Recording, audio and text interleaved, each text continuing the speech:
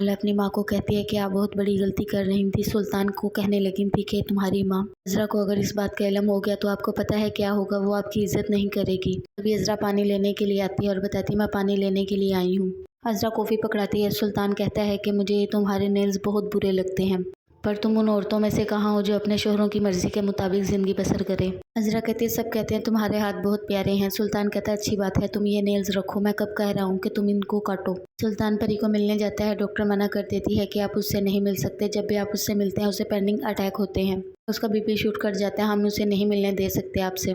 सुल्तान आता है और आकर कहता है कि मैं तुम्हें तुम्हारी माँ के घर लेकर जाता हूँ, वरना शयान कहेगा कि मेरी फूफो को कैद कर कर रख लिया है इसने। अज़रा कहती है कि रहने दें, फिर कभी चले जाएंगे। सुल्तान कहता है कि नहीं, मैंने तुम्हें कह दिया ना, तुम तैयार हो जाओ, हम चलते हैं। माँ अज़रा को मिलकर बहुत खुश होती है और भाभी भी। अज़रा की माँ बताती है कि शयान ने तुम्हारे लिए सरप्राइज प्लान किया है, कमरे में है, जाकर देख लो, बहुत सारे गिफ्ट होते हैं। शयान कहता है कि पापा ने पॉकेट मनी दी थी, मैंने सोचा तुम्हारे लिए शॉपिंग कर लूँ, खुदा की राह में लगा दूँ। फिर अज़रा बताती है कि मैंने नेल काट दिए हैं। माँ कहती है कोई बात नहीं बेटा, औरतें घर बसाने के लिए बहुत कुछ करती हैं, तुमने तो सिर्फ नेल ही काटे हैं।